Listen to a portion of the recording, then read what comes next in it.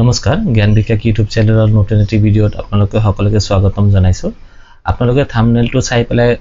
বুজিবই পাৰিছে যে এতিয়াৰ পৰা এই চেনেলটোত আমি যোনবিলাক ভিডিঅ' বনাই আছিলো ক্ৰিয়েটৰে হওক বা কোনোবা এন্ট্ৰেন্স এক্সামৰ প্ৰিপাৰেচন হওক আমি হেবোৰ ভিডিঅ' কন্টিনিউ কৰিম লগতে আমি আমাৰ কিছুমান ষ্টুডেন্টৰ ৰিকুৱেষ্টত এতিয়াৰ পৰা আমি ক্লাস 12 ৰ যোনটো মোৰ সাবজেক্ট আছিল কমাৰ্চ মিন্স একাউন্টেন্সি আমি তাৰ ওপৰতে প্ৰিপাৰেচনটো আৰম্ভ কৰিম তো আজি আমি প্ৰথমবাৰৰ বাবে এই চেনেলত একাউন্টেন্সিৰ যোনটো আমাৰ ক্লাস 12 ৰ পাৰ্ট বি যোনটো প্ৰথম চেপ্টাৰ আছে একাউন্টিং ফৰ শেয়াৰ ক্যাপিটাল এই চেপ্টাৰটো আৰম্ভ কৰিবলৈ ওলাইছো আজি আমি প্ৰথমতে আলোচনা কৰিম আমাৰ শেয়াৰ ক্যাপিটালৰ বিষয়ে তাৰ পিছত স্টেপ বাই স্টেপ আমি ফাৰ্দাৰ যোনবোৰ একাউন্টিং ট্ৰিটমেন্ট বোৰ হয় এই ট্ৰিটমেন্ট লৈকে মুভ কৰিম সো প্ৰথমতে আমি শেয়াৰ ক্যাপিটাল বুজিবলৈ হলে আমাৰ জানিব লাগিব যে কোম্পানী কি হয়নে আমি কি জানিব লাগিব যে কোম্পানী কি আমি অকলে গম পাও company means it is a business organisation আমি কি গম পাও কি কোম্পানী হৈছে এটা বিজনেস অর্গানাইজেশন আৰু যোনটো অৰ্গানাইজেশন কোম্পানী সেক 2013 মতে ৰেজিস্টাৰ কৰা হৈছে এতিয়া কোম্পানী এটা যেতিয়া ফৰ্ম হয় এটা বিজনেস আপোনালোকে ফৰ্ম কৰিলে আৰু এই বিজনেসটো যেতিয়া ফৰ্ম কৰিব বিজনেসটো যদি কোম্পানীৰ এক্টৰ আন্ডাৰত ৰেজিস্টাৰ কৰা হয় that will be that in that case this business will be known as the company এতিয়া কোম্পানীৰ কথা আহাৰ লগে লগে প্ৰথম কথা হৈছে যে কোম্পানী এই ৰেজিস্ট্ৰেচনটো ম্যান্ডেটৰি হয় নে নহয় তো কোম্পানী ফৰ্ম হ'বলৈ গলে ৰেজিস্ট্ৰেচন ম্যান্ডেটৰি হয় যেতিয়া আমি যদি আমাৰ পাৰ্টেৰ যোনটো আমাৰ পাৰ্টনাৰশ্বিপ বিজনেস আছে আমি পাৰ্টনাৰশ্বিপ বিজনেসত কি গম পাইছো এজনতকে বেছি মানুহ মানে দুজন বা দুজনতকে বেছি মানুহ যেতিয়া বিজনেস কৰে তাক আমি পাৰ্টনাৰশ্বিপ বিজনেস কৰো এতিয়া দুজনে বা দুজনতকে বেছি মানুহ বিজনেস ষ্টাৰ্ট কৰি পেলাই যদি এটো কোম্পানী এক্টৰ আন্ডাৰত ৰেজিস্ট্ৰেচন কৰায় that at that time it will be not known as the partnership business it will be known as the company এতিয়া কোম্পানীৰ ক্ষেত্ৰতে শেয়াৰ ক্যাপিটালৰ কথাটো আহে বা শেয়াৰৰ কথাটো আমি কোম্পানীৰ ক্ষেত্ৰতে পাইছো সো প্ৰথমতে আমি শেয়াৰৰ বিষয়ে জানিব লাগিব যে শেয়াৰ কি আৰু শেয়াৰ কিয় মানে ইস্যু কৰা হয় সাপোজ এটা কোম্পানী আছিল কোম্পানী এটা ফৰ্ম হোৱাৰ পিছত কি হৈছে সাপোজ 100 रुपीस দি কোম্পানী এটা ষ্টাৰ্ট কৰিছে আৰু কিছুমান দিন পিছত কোম্পানীৰ কি হৈছে আৰু টকাৰ দৰকাৰ আছে টকাৰ দৰকাৰ হোৱাৰ পিছত কোম্পানী কি যাব পাৰে বেংকৰ তাতে যাব পাৰে বা কোম্পানী কি কৰিব পাৰে কোনোবাৰ মানুহৰ পৰা পইচা লব পাৰে তো যেতিয়া কোম্পানী বেংকৰ ওচৰত গৈছে এজ এ লোন হিচাপে তেতিয়া কোম্পানী কি কৰিব লাগিব তাতে সিকিউৰিটি দিব লাগিব হয়নে কোম্পানী তাতে কি দিব লাগিব সিকিউৰিটি মানে কোলাটেৰাল লোন মানে সিকিউৰিটি দি পেলাইহে বেংকে তাৰ পৰা কি দিব লোনটো গ্ৰান্ট কৰিব এতিয়া কোম্পানী ভাবি আছে যে বিজনেসে ভাবি আছে যে মই তো সিকিউৰিটি দিব নখুজু এট দ্যাট টাইম মই কি কৰিব পাৰিম তো কোম্পানী কি কৰিব পাৰিব কোনো এজন মানুহৰ পৰা কি কৰিব পাৰে পইচা ধাৰত লব পাৰে ঠিক আছে পইচা ধাৰত লব পাৰে কিন্তু যোনজনৰ পৰা পইচাটো ধাৰত লব তেতিয়া সেই ক্ষেত্ৰতো কোম্পানীৰ লাভ হোক বা লছ হোক হেতু সেই মানুহজনে হেতুৰ ওপৰত কনসাৰ্ন নকৰে তাক সময় হিচাপে কি কৰিব লাগিব ইন্টাৰেষ্ট দিয়ে থাকিব লাগিব বা তাক যোনটো মানে আমি প্ৰতিশ্ৰুতি দিছিলো সেই হিচাপে আমি তাক পেমেন্ট কৰিবই লাগিব তো ইয়াতে এটা অপচন কি থাকে যে কোম্পানী কি কৰিব পাৰে নতুন অনাৰ লব পাৰে বিজনেসত ঠিক আছে তো যেতিয়া কোম্পানী নতুন বিজনেসত অনাৰ লব তেতিয়া সেই মানুহজনৰ তাতে কোম্পানী কব যে আপুনি আমাৰ বিজনেসত মালিক হৈ যাওক আৰু আপুনি আমাৰ কোম্পানীৰ সাপোজ 5 ভাগৰ 1 ভাগ আপোনালোকে লব যদি মই 100 रुपीसৰে 5টা ভাগ কৰো তেতে প্ৰতিটো ভাগ কিমান হ'ব 20 টকাকে হ'ব তাৰ মানে আপুনি আমাৰ কোম্পানীৰ 5 ভাগৰ 1 ভাগৰ কি হ'ব অনাৰ হ'ব তো মানুহজনে কৈছে যে ঠিক আছে মই আপোনাৰ বিজনেসৰ 5 ভাগৰ 1 ভাগৰ কি হ'ম অনাৰ হ'ম আৰু তাৰ বাবে আপুনি কোম্পানী কি কৰিব তাৰ বাবে সেই মানুহজনক কোম্পানী কি এটা পেপাৰত লিখিত দিব ঠিক আছে এটা পেপাৰত লিখিত দিব একনলেজমেন্ট এটা দিব যে এতিয়াৰ পৰা আমাৰ কোম্পানীৰ 5 ভাগৰ 1 ভাগৰ অনাৰশিপ কাৰ্ড তাতে আছে সাপোজ বি নামৰ মানুহজনৰ তাতে আছে আৰু বি নামৰ মানুহজনক যেতিয়া এই পেপাৰটো দিব আৰু এই বিজনেসটো এই বি নামৰ মানুহৰ পৰা 20 টকাটো লৈ লব 20 টকাটো লব আৰু তাক সেই পেপাৰটো দিব this paper is known as the share ঠিক আছে শেয়াৰৰ অৰ্থটো আপোনালোকে গম পাইছে যে share it is a kind of pay paper or it is a part of the capital ক্যাপিটালৰ এটা অংশ কি ক্যাপিটালৰ এটা অংশ হৈছে শেয়াৰ আৰু এই শেয়াৰ এই পেপাৰটো দি পেলাই যাৰ তাতে পেপাৰটো যাব তাৰ পৰা কোম্পানী কি কৰে পইচাটো কালেক্ট কৰে আৰু সেই পইচাটো যোনটো পইচাটো বিৰ পৰা কালেক্ট কৰিছে কোম্পানী সেই পইচাটো কি কোৱা হয় শেয়াৰ ক্যাপিটাল বুলি কোৱা হয় এতিয়া শেয়াৰ ক্যাপিটালৰ অৰ্থটো আমি কি পালো যে শেয়াৰ ক্যাপিটালৰ অৰ্থটো আমি পাইছো যে শেয়াৰ ক্যাপিটাল অৰ্থ আমি কি পালো যে যেতিয়া কোম্পানি শেয়াৰ ইস্যু কৰি পেলাই বিজনেছৰ ক্যাপিটাল গেইন কৰে ঠিক আছে বা বিজনেছৰ ক্যাপিটাল ৰেজ কৰে বিজনেছৰ ক্যাপিটাল বঢ়ায় আৰু এই ক্যাপিটালটো কিহৰ দ্বাৰা বাঢ়ি আছে শেয়াৰ ইস্যু কৰাৰ পিছতহে বাঢ়িছে যে কোম্পানি সাপোজ এটা শেয়াৰ ইস্যু কৰিছে কোম্পানি আগতে আছিল 100 रुपीसৰ ক্যাপিটাল এতিয়া কোম্পানি এটা পেপাৰ দি পেলাই সেই মানুহজনৰ পৰা 20 টকা নিছে তো কোম্পানিৰ ক্যাপিটাল এতিয়া 120 টকা হৈছে তো 100 ৰ পৰা 120 रुपीस হল আৰু এই 20 টকাটো কিহৰ দ্বাৰা বাঢ়িছে কোম্পানি শেয়াৰ ইস্যু কৰাৰ পিছতে বাঢ়িছে সেই কাৰণে 20 रुपीसক কি বুলি কোৱা হ'ব শেয়াৰ ক্যাপিটাল বুলি কোৱা হ'ব ঠিক আছে হয়তো আপোনালোকে বুজি পাইছে এইখিনি কথা নেক্সটত আমি কি পাম এতিয়া আমি শেয়াৰৰ কি কৰিম শেয়াৰৰ টাইপস টু চাম আমি শেয়াৰ বেসিক্যালি দুটা টাইপত পাও এটা হৈছে ইকুইটি শেয়াৰ ঠিক আছে আৰু এটা হৈছে আপোনাৰ প্ৰিফাৰেন্স শেয়াৰ ঠিক আছে এটা হৈছে আপোনাৰ ইকুইটি শেয়াৰ আৰু এটা হৈছে আপোনাৰ প্ৰিফাৰেন্স শেয়াৰ ইকুইটি শেয়াৰ মানে কি ইকুইটি শেয়াৰ কিনাৰ লগে লগে আপুনি বিজনেছৰ কি হ'ব অনাৰ হ'ব আৰু প্ৰিফাৰেন্স শেয়াৰ টু বিজনেছৰ ক্ৰেডিটৰ হয় now what is the difference between equity share and the preference share equity শেয়াৰত কি থাকে মোৰ প্ৰফিট থাকে ঠিক আছে মোৰ প্ৰফিট মোৰ ৰিস্ক ঠিক আছে ইয়াতে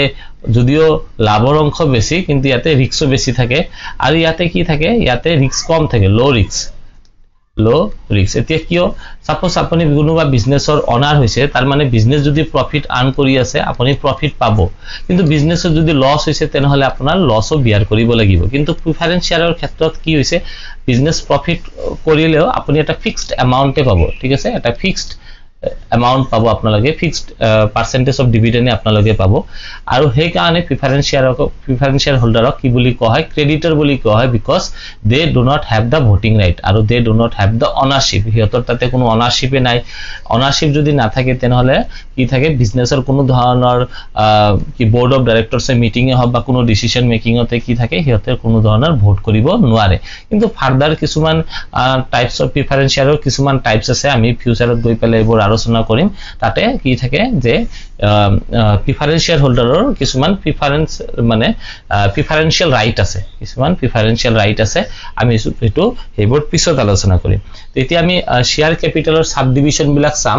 sub division of share capital বহুত ইম্পৰ্টেন্ট হয় এটো টপিক সাব ডিভিশন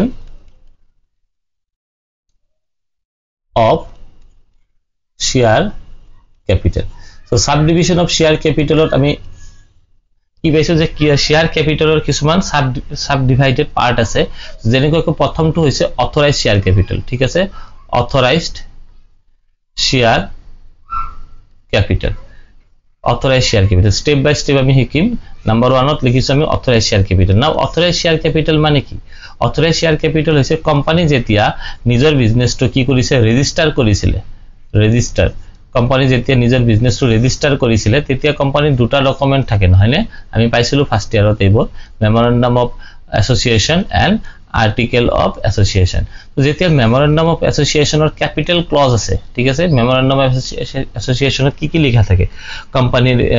নাম লিখা থাকিব নেচাৰ লিখা থাকিব এড্ৰেছ লিখা থাকিব ক্যাপিটাল লিখা থাকিব তেতিয়া ক্যাপিটাল ক্লজ আছে তাতে মানে এটা অপচন থাকে যে আপোনালোকে ফিউচাৰত গৈ পেলাই শেয়াৰ ইস্যু কৰিব না নাই কোম্পানী খুদে মানে ৰেজিস্টাৰ অফিচৰ পৰা কোম্পানী সেই ফৰ্মটোৰ এটা প্ৰশ্ন থাকে যে আপোনালোকে ফিউচাৰত গৈ পেলাই শেয়াৰ ইস্যু কৰিব না নাই কোম্পানী শেয়াৰ ইস্যু কৰিব না নাই তো তাতে আপোনালোকে কি দিল yes the company will issue share in future ফিউচাৰত গৈ পেলাই কি কৰিব কোম্পানী শেয়াৰ ইস্যু কৰিব যদি ইস্যু কৰে কোম্পানী কিমান শেয়াৰ ইস্যু কৰিব সো আপোনালোকে লিখিলে সাপোজ 10000 শেয়াৰ কোম্পানী ইস্যু কৰিব আৰু এটা শেয়াৰৰ ভ্যালু লিখি দিছে এস্টিমেটেড ভ্যালু বুলি কয় এই আপোনালোকে কিমান ভ্যালু তো 10 টকাকে কোম্পানী তাৰ মানে যোনটো ভ্যালু আপোনালোকে লিখিব সেই ভ্যালুত কমত কি আছে ফিউচাৰত গৈ শেয়াৰ ইস্যু কৰিব নোৱাৰে আগতিয়াকে কি আছিল 2013 ৰ যোনটো আমাৰ এক্ট আছিলে 2013 ৰ কোম্পানী এক্টৰ আগত কোম্পানী বিচাৰিলে কি কৰিছে শেয়াৰ মানে ফেস ভ্যালুকে কমত ইস্যু কৰিব পাৰিছে কিন্তু এতিয়া 2013 ৰ পিছৰ পৰা কোম্পানী যোনটো ভ্যালু মানে মেমোৰেন্ডাম অফ এছ'চিয়েচনত পুট কৰিব লিখিব তাত কমত কি আছে কোম্পানী শেয়াৰ ইস্যু কৰিব নোৱাৰে মানে ফ্ৰেশ ইস্যু কৰিব নোৱাৰে আউটসাইডাৰ তাতে তো যোনটো ভ্যালু লিখিব সেই ভ্যালুতকে কমত ইস্যু কৰিব নোৱাৰে এতিয়া আমি যোনটো ভ্যালু মেমোৰেন্ডাম অফ এছ'চিয়েচনত লিখিছো সেই ভ্যালুটোক ফেস ভ্যালু বুলি কোৱা হয় বা নমিনাল ভ্যালু বুলি কোৱা হয় বা ৰেজিস্টাৰ ভ্যালু বুলি কোৱা হয় মনত থাকিবনে নামটো এটা ফেস ভ্যালু বুলি কোৱা হয় বা নমিনাল ভ্যালু বুলি কোৱা হয় বা ৰেজিষ্টাৰ ভ্যালু বুলি কোৱা হয় তো ইয়াতে আমি চাইছো যে কোম্পানী ফিউচাৰত 10000 শেয়াৰ ইস্যু কৰিব পাৰিব ম্যাক্সিমাম আৰু এটা শেয়াৰৰ দাম 10 টকাকে ৰাখিছে তাৰ মানে কোম্পানী ইয়াতে 1 লাখ টকা লৈকে শেয়াৰ ইস্যু কৰি পেলাই কি কৰিব পাৰে কোম্পানী ইয়াতে 1 লাখ টকা লৈকে শেয়াৰ ইস্যু কৰি পেলাই নিজৰ ক্যাপিটালটো গেইন কৰিব পাৰে means company is not allowed to issue the shares more than 1 lakh rupees company মাৰ্কেটৰ পৰা শেয়াৰ ইস্যু কৰি পেলাই 1 লাখ টকাৰ ওপৰত কি কৰিব নোৱাৰে 1 লাখ টকাৰ ওপৰত মানে শেয়াৰ ইস্যু কৰিব নোৱাৰে ঠিক আছে এটো আমাৰ authorise share capital authorise means the company has the authority to gain its share to gain its capital by issuing maximum rupees 1 lakh shares ঠিক আছে ইয়াতে যদি মই 20000 লিখিলো হয় কোম্পানী যদি 20000 লিখিলে তো 20 into 10 হলে ম্যাক্সিমাম ইয়াতে কিমান হলা হয় 2 লাখ rupees ঠিক আছে এটো কোৱা হয় কি অথরাইজ শেয়ার ক্যাপিটাল নেক্সট আমি কি চাম নেক্সট আমি চাইছো যে 2 নম্বৰ পয়েন্টত আছে অথৰাইজডৰ পিছত আছে issued share capital issued share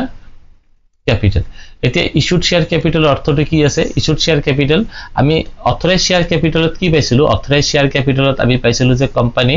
maximum 1 lakh টকা লৈকে শেয়ার ইস্যু কৰিব পাৰিব তাৰ মানে 10000 শেয়াৰ ইস্যু কৰিব পাৰিব আৰু এটা শেয়াৰৰ ফেস ভ্যালু কোম্পানী কিমান ৰাখিছিল 10 টকাকে ৰাখিছিল দ্যাট মিন্স 1 লাখ টকা এতিয়া কোম্পানী সাপোজ কিছুমান দিন পিছত কোম্পানীৰ এতিয়া টকাৰ দৰকাৰ হৈছে কোম্পানী এতিয়া শেয়াৰ ইস্যু কৰিব খুজিছে তো কোম্পানী ম্যাক্সিমাম 10000 শেয়াৰ ইস্যু কৰিব পাৰিব ঠিক আছে তো ইয়াতে সাপোজ কোম্পানী 7000 শেয়াৰ ইস্যু কৰিছে আৰু এটা শেয়াৰৰ দাম কোম্পানী 10 টকাকে ৰাখিছে তো কোম্পানী ইয়াতে 70000 শেয়াৰ ইস্যু কৰিছে হেতু কোৱা হয় ইস্যুড শেয়াৰ ক্যাপিটাল কোম্পানী কিমান ইস্যু কৰিছে কোম্পানীৰ পাৰমিশন আছে 10000 শেয়াৰ লৈকে মানে ইস্যু কৰাৰ কিন্তু কোম্পানী ইয়াতে 7000 কৰিছে কোম্পানী 10000 ঠাইত 10000 কৰিব পাৰে কিন্তু 10000 ঠাইত 11000 কৰিব নোৱাৰিব ঠিক আছে 7000 কৰিব পাৰিব 8000 কৰিব পাৰিব কিন্তু 10000 ৰ ওপৰত নোৱাৰিব ইয়াতে কিছুমান কনসেপ্ট আছে আন্ডাৰ সাবস্ক্ৰিপশন ওভাৰ সাবস্ক্ৰিপশন এইবিলাক আমি পিছলৈ আলোচনা কৰিম তাৰ পিছত আছে ইস্যুড পিছত আছে subscribe share capital subscribed share capital এটা সাবস্ক্রাইব শেয়ার ক্যাপিটালের অর্থটো কি হইছে যে কোম্পানি সাপোজ 7000 শেয়ার ইস্যু করিব খুদিছে ঠিক আছে এটা শেয়ারের দাম কোম্পানি 10 টাকাকে রাখিছে কিন্তু পাবলিকে ইয়াতে সাপোজ 5000 শেয়ার কিনিবই খুদিছে 5000 শেয়ার কিনিব খুদিছে তো ইস্যু কৰিছে 10000 কিন্তু পাবলিকে কিনিব খুদিছে 5000 তো ইয়াতে 50000 so this 50000 will be known as the subscribed share capital ঠিক আছে মনত থাকিব এই 50000 কি বুলি জানা যাব এই 50000 ক আমি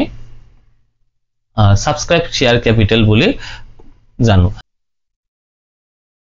সাবস্ক্ৰাইবৰ পিছত আহিব ইয়াতে কল্ড আপ তো কল্ড আপ শেয়াৰ ক্যাপিটাল মানে কি ধৰা ইয়াতে 7000 শেয়াৰ কিনিবলৈ খুদিছে 7000 ৰ ভিতৰত সাপোজ এনেকুৱা আছে এ 4000 কিনিব খুদিছে বি 3000 শেয়াৰ 2000 শেয়াৰ কিনিব খুদিছে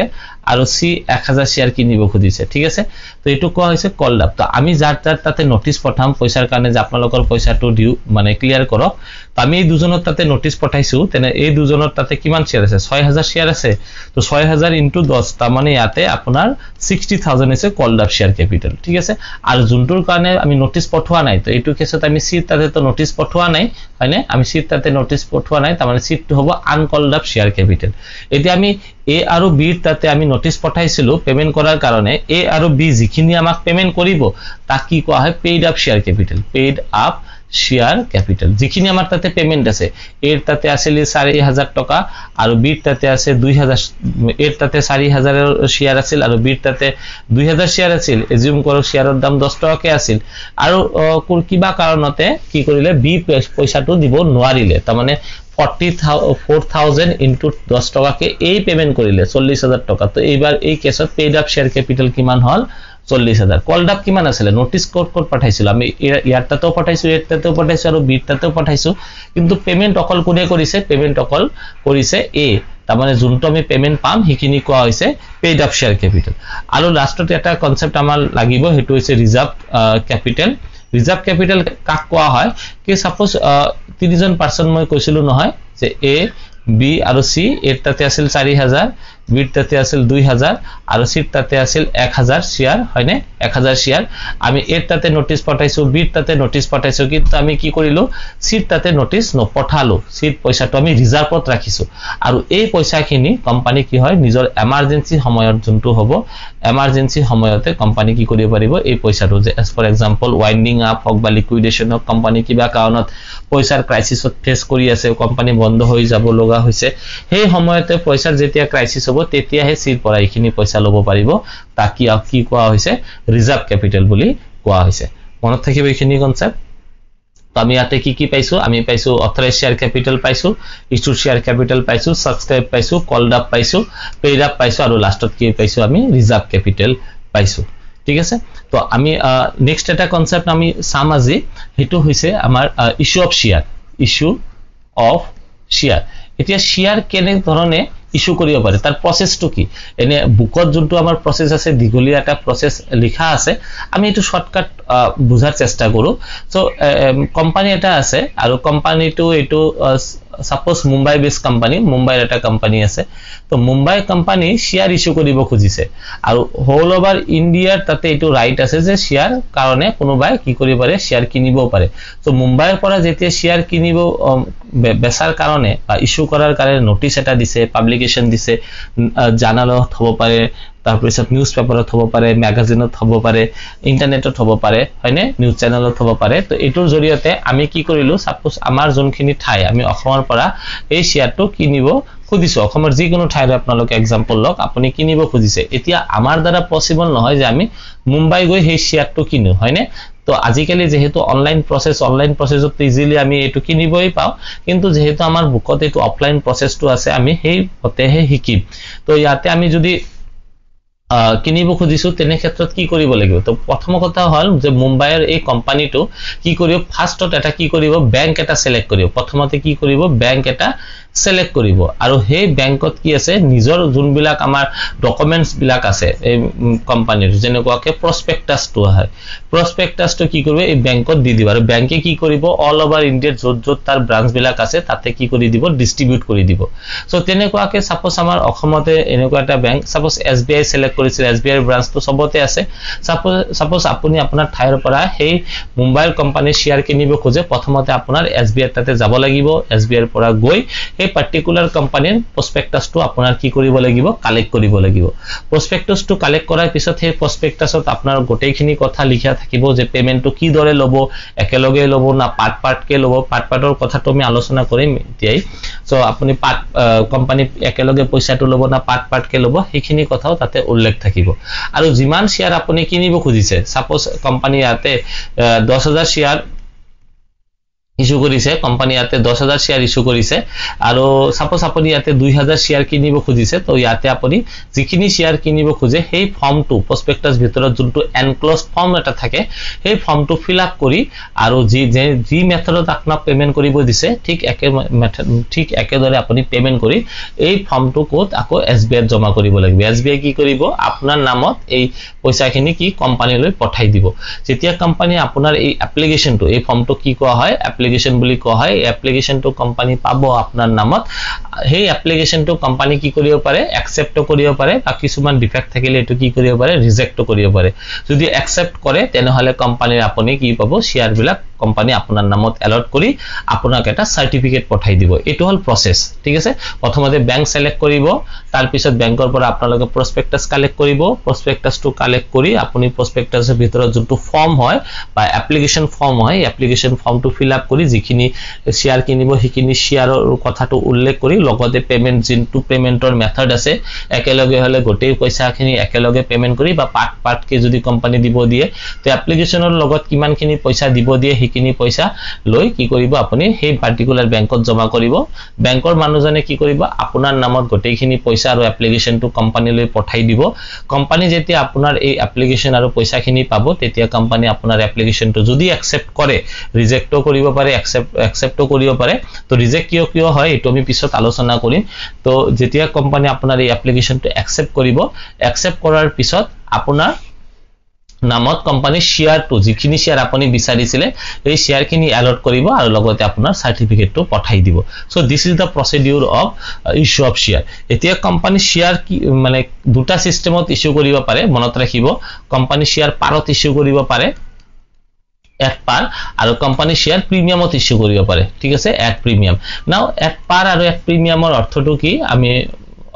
মানে বুঝার চেষ্টা করো এট পার আর এট প্রিমিয়াম মানে কোম্পানি শেয়ার দু ধরনের ইস্যু করিব পারে পারত ইস্যু করিব পারে আর প্রিমিয়ামত ইস্যু করিব পারে তো পার আর প্রিমিয়াম মানে কি এতিয়া আমি অলপ আগতে আলোচনা কৰিছিলো কোম্পানী ৰেজিষ্ট্ৰেচন কৰাৰ সময়ত মেমোৰেন্ডাম অফ এছ'চিয়েচন বুলি এটা ডকুমেন্ট মানে সাবমিট কৰিব লাগে হয়নে তো এই মেমোৰেন্ডাম অফ এছ'চিয়েচনত ক্যাপিটাল ক্লজত কোম্পানী ফিউচাৰত নিজৰ শেয়াৰ কোম্পানী নিজৰ শেয়াৰ যেতিয়া বিক্ৰী কৰিব তেতিয়া কোম্পানী ইস্যু কৰিব তেতিয়া কোম্পানীৰ এটা শেয়াৰৰ মিনিমাম প্ৰাইস এটা উল্লেখ কৰিব লাগে যাৰ তলত এই মানে কোম্পানী ফিউচাৰত গৈ পেলাই শেয়াৰ ইস্যু কৰিব নোৱাৰে তো যিমানখিনি পাৰা যায় মানে কোম্পানী বিলাক নিজৰ শেয়াৰৰ প্ৰাইসটো একদম কম ৰাখে সো সাপোজ কি কৰিছে কোম্পানী 10 টকা কি লিখি ৰাখিছে যে মই এটা শেয়াৰৰ ভ্যালু 10 টকা কিন্তু 10 টকাকে লিখিলে কত লিখিলে মেমোৰেন্ডাম অফ এছ'চিয়েচনত লিখিলে আৰু যেতিয়া কোম্পানী এই মেমোৰেন্ডাম অফ এছ'চিয়েচনত 10 টকা লিখিছিলে তেতিয়া কোম্পানী এটো চিন্তাধাৰা কৰিছিলে যে মই ফিউচাৰত গৈ মোৰ শেয়াৰৰ দাম বা মোৰ শেয়াৰৰ বেচা প্ৰাইসটো যোনটো ইস্যু প্ৰাইসটো হ'ব ইস্যু প্ৰাইসটো মই 10 টকাৰ তলত ইস্যু কৰিব নোৱাৰো সো এই যে 10 টকাটো মেমোৰেন্ডাম অফ এছ'চিয়েচনত লিখিছে এই 10 টকাটো কি বুলি কোৱা হয় এই 10 টকাটো ফেস ভ্যালু বুলি কোৱা হয় বা এই 10 টকাটো নমিনাল ভ্যালু বুলি কোৱা হয় বা এই 10 টকাটো ৰেজিস্টাৰ ভ্যালু বুলিও কোৱা হয় ঠিক আছে এইকেইটা নাম এতিয়া ইস্যু এট পাৰ মানে কি বুজাইছে যেতিয়া কোম্পানীৰ ইস্যু প্ৰাইস মানে বেচা দামটো আৰু ফেস ভ্যালুটো ইকুৱেল হয় সাপোজ কোম্পানীৰ ফেস ভ্যালু আছে 10 টকা আজিৰ ডেটত কোম্পানী এই 10 টকাতেই এটা শেয়াৰ বিক্ৰী কৰিব খুজিছে তেতিয়া এটো কোৱা হয় issue at per means when the issue price is equal to the face value or the register value next issue at premium মানে কি বুজাইছে issue at premium মানে হৈছে কোম্পানী যোনটো দামত শেয়াৰ বিক্ৰী কৰি আছে সাপোজ issue price টো আপোনাৰ কি আছে face value তকে বেছি আছে তো সাপোজ face value আছিল 10 টকা কিন্তু আজি ডেটত কোম্পানী 2 টকা বেছি তাৰ মানে 12 টকা কে ইস্যু কৰি আছে তেনে ক্ষেত্ৰত কি আছে কোম্পানী 2 টকা বেছি দামত ইস্যু কৰি আছে হয়নে আমি কি জানো কি face value আছে 10 টকা ইস্যু প্ৰাইস হৈছে 12 টকা তো বেছি দামত ইস্যু কৰিছে face value তকে যেতে ইস্যু প্ৰাইসটো বেছি হ'ব তাক প্ৰিমিয়াম বুলি কোৱা হয় এতিয়া এই যে 12 টকাৰ যে 2 টকাটো এক্সট্ৰা পইচাটো আছে এই এক্সট্ৰা পইচাটো প্ৰিমিয়াম মানি বুলি কোৱা হয় প্ৰিমিয়াম মানি আৰু প্ৰিমিয়াম মানি কোম্পানী সব ক্ষেত্ৰত ইউজ কৰিব নোৱাৰে ইয়াতে কিছুমান ৰেষ্ট্ৰিকশনছ আছে আন্ডাৰ দা কোম্পানিজ এক্ট 2013 কোম্পানী আইন মতে এই প্ৰিমিয়ামৰ পইচাটো কোম্পানী সব ক্ষেত্ৰত ইউজ কৰিব নোৱাৰে তাতে কিছুমান ৰেষ্ট্ৰিকশনছ আছে কোম্পানী এই পইচাখিনি পাঁচটা সেগমেন্টতে ইউজ কৰিব পাৰিব হেতু আমি ফিউচাৰত গৈ আলোচনা কৰিম ঠিক আছে এখিনিলৈকে বুজি পাইছেনে তাৰ পিছত আমি আজি চাম যে শেয়াৰ যেতিয়া ইস্যু কৰা হয় শেয়াৰস পাৰচেজ কনসিডাৰেশন তো শেয়াৰৰ যোনটো ইস্যু কৰা হয় তেতিয়া এই শেয়াৰৰ পইচাখিনি কোম্পানী কি কৰিব পাৰে at one time কোম্পানী গোটেই পইচাটো একেলগে ল'ব পাৰে বা কোম্পানী এই গোটেই পইচাটো পাট কে ল'ব পাৰে ইনষ্টলমেন্ট ওয়াইজ ল'ব পাৰে ইনষ্টলমেন্ট ওয়াইজ ঠিক আছে তো কোম্পানী এই গোটেই পইচাখিনি পাট কে ল'ব পাৰে বা কোম্পানী এই গোটেই পইচাখিনি আতে ওয়ান টাইম ল'ব পাৰে ওয়ান টাইম লোৱাৰ প্ৰসেসটো কি সাপোজ কোম্পানী শেয়াৰ ইস্যু কৰিছে আৰু সাপোজ কোম্পানী কৈ দিছে যে আমাৰ এটা শেয়াৰৰ দাম 10 টকাকে আছে আৰু আপোনালোকে যেতিয়া এপ্লাই কৰিব এপ্লিকেশন ফাইল কৰিব তেতিয়া গোটেই পইচাটো দিব লাগিব তো সাপোজ আমি কি কৰিলো 100 শেয়াৰ কিনিব খুজিছো 100 into 10 তাৰ মানে 1000 টকা আমাৰ কি কৰিব লাগিব এপ্লিকেশনৰ লগত মানে প্ৰসপেক্টাছত যোনটো আমি এপ্লিকেশন ফৰ্ম আছিল সেই ফৰ্মৰ লগত কি কৰিব লাগিব বেংকত জমা দিব লাগিব আমি উইদাউট পেমেন্টত আমাৰ এপ্লিকেশন কেতিয়াও একসেপ্ট নহয় আৰু ইনষ্টলমেন্ট হলে যে সাপোজ ইয়াতে 10 টকাটো আছে 10 টকাটো কোম্পানী কৈছে তো আপুনি পাট কে দিব এপ্লিকেশন যেতিয়া আপুনি এপ্লাই কৰিব তেতিয়া আপুনি সাপোজ 2 টকা দিব যেতিয়া আমি আপোনাৰ নামত শেয়াৰ এলট কৰিম ঠিক আছে এটো আমি নেক্সট ভিডিওত আলোচনা কৰিম যেতিয়া আমি আপোনাৰ নামত শেয়াৰ এলট কৰিম তেতিয়া আপুনি 5 টকা দিব আৰু যেতিয়া আমি আপোনাক সাৰ্টিফিকেট দিম তেতিয়া আমি আপোনাক কি কৰিব কলস বুলি কোৱা হয় এটো আমি পিছত বুজিম এটো যেতিয়া আমি আপোনাক সাৰ্টিফিকেটটো দিম তাৰ আগতে আপুনি 3 টকাটো ক্লিয়াৰ কৰি দিব তো এইখিনি কথা আমাৰ জানা দৰকাৰ তো আমি নেক্সট ভিডিওত জাৰ্নাল এন্ট্ৰিবোৰ শিকিম তো আশা কৰো ভিডিওটোৰ পৰা আপোনালোকে অলপ অলপ শিকিবলৈ পাইছে আৰু যদি ভিডিওটো ভাল লাগিছে ভিডিওটো লাইক কৰিব শেয়াৰ কৰিব আৰু চেনেলটো সাবস্ক্ৰাইব কৰি দিবলৈ নাপাহৰিব থ্যাংক ইউ